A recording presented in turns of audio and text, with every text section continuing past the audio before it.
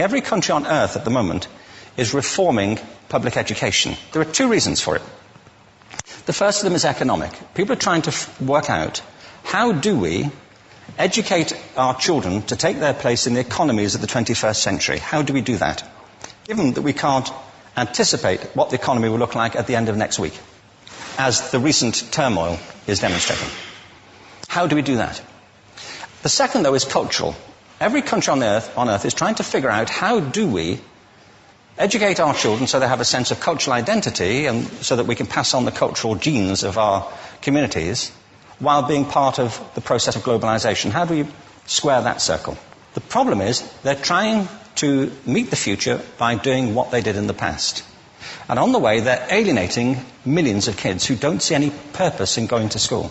When we went to school, we were kept there with a story, which is if you worked hard and did well and got a college degree, you would have a job.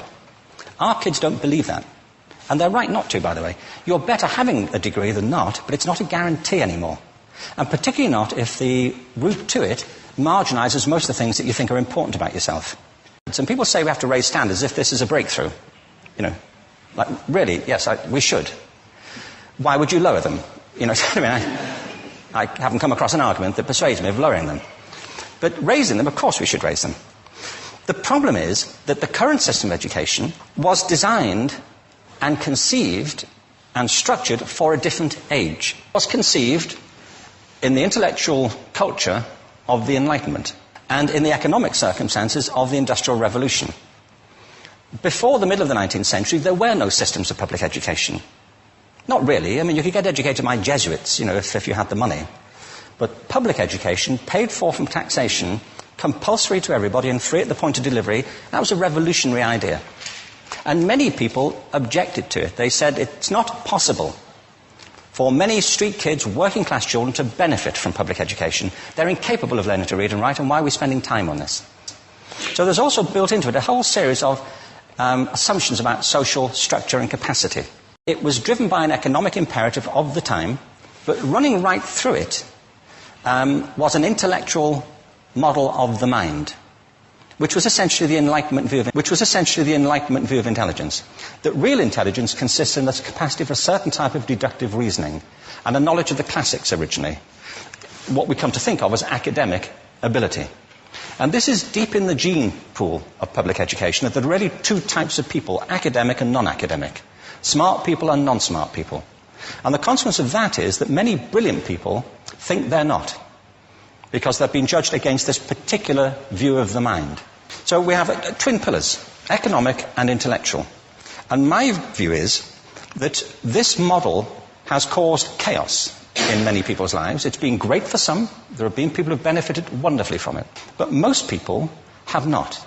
Now, this is a map of the incidence of ADHD in America, or prescriptions for ADHD.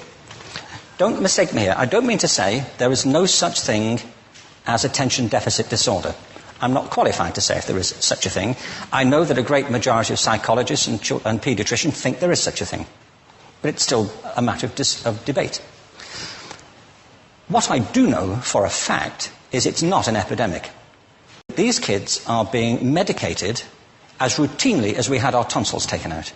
And on the same whimsical basis, and for the same reason, medical fashion. Our children are living in the most intensely stimulating period in the history of the earth. They're being besieged with information and calls for their attention from every platform, computers, from iPhones, from advertising holdings, from hundreds of television channels. And we're penalizing them now for getting distracted. From what? You know, boring stuff. At school, for the most part. It seems to me it's not a coincidence totally that the incidence of ADHD has risen in parallel with the growth of standardized testing. Now, these kids are being given Ritalin and Adderall and all manner of things, often quite dangerous drugs. It's a fictitious epidemic. If you think of it, the arts, and I don't say this exclusively of the arts, I think it's also true of science and of maths, but I say about the arts particularly because they are the victims of this mentality currently, particularly. The arts especially address the idea of aesthetic experience. An aesthetic experience is one in which your senses are operating at their peak, when you're present in the current moment, when you're resonating with the excitement of this thing that you're experiencing, when you are fully alive. An anesthetic is when you shut your senses off and deaden yourself to what's happening. And a lot of these drugs are that. We're getting our children through education by anesthetizing them. And I think we should be doing the exact opposite. We shouldn't be putting them asleep. We should be waking them up to what they have inside of themselves. But the model we have is this. I believe we have a system of education that is modeled on the interests of industrialism and in the image of it. I'll give you a couple of examples. Schools are still pretty much organised on factory lines, ringing bells, separate facilities, specialised into separate subjects. We still educate children by batches. We put them through the system by age group. Why do we do that? Why is there this assumption that the most important thing kids have in common is how old they are? It's like the most important thing about them is their date of manufacture. You know what I mean? Well, I know kids who are much better than other kids at the same age in different disciplines, or at different times of the day, or better in smaller groups than in large groups, or sometimes they want to be on their own. If you're interested in the model of learning, you don't start from this production line mentality. It's essentially about conformity, and increasingly it's about that as you look at the growth of standardized testing and standardized curricula. And it's about standardization. I believe we've got to go in the exact opposite direction. That's what I mean about changing the paradigm. There was a great study done recently of divergent thinking. Published a couple of years ago. Divergent thinking isn't the same thing as creativity.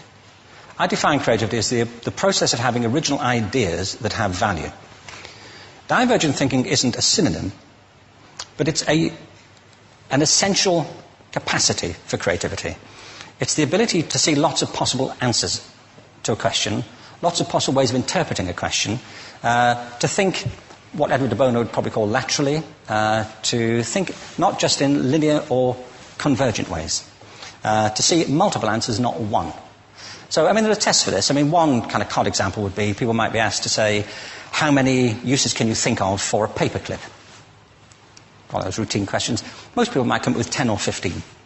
People who are good at this might come up with 200. And they do that by saying, well, could the paperclip be 200 foot tall and be made out of foam rubber?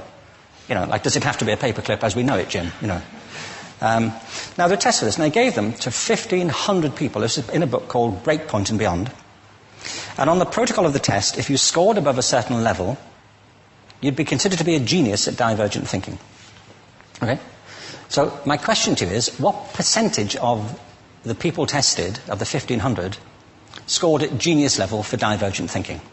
Now, you need to know one more thing about them. These were kindergarten children. So what do you think? What percentage at genius level? 80. 80, okay. 98%. Now, the thing about this was it was a longitudinal study. So they retested the same children 5 years later, ages of 8 to 10. What do you think? 50? They retested them again 5 years later, ages 13 to 15. You can see a trend here, can't you? Now, this tells an interesting story, because you could have imagined it going the other way, couldn't you? You start off not being very good, but you get better as you get older. But this shows two things. One is we all have this capacity, and two, it mostly deteriorates. Now, a lot of things have happened to these kids as they've grown up. A lot. But one of the most important things that happened to them, I'm convinced, is that by now they've become educated. They've spent 10 years at school being told there's one answer, it's at the back. And don't look. And don't copy, because that's cheating. Outside schools, that's called collaboration, but inside schools. Now, this isn't because teachers want it this way. It's just because it happens that way. It's because it's in the gene pool of education. We have to think differently about human capacity. We have to get over this old conception of academic, non-academic, abstract, theoretical, vocational, and see it for what it is, a myth. Secondly, we have to recognize that most great learning happens in groups, that collaboration is the stuff of growth. If we atomize people and separate them and judge them separately, we form a kind of disjunction between them and their natural learning environment. And thirdly, it's crucially about the culture of our institutions, the habits of the institution and the habitats that they occupy.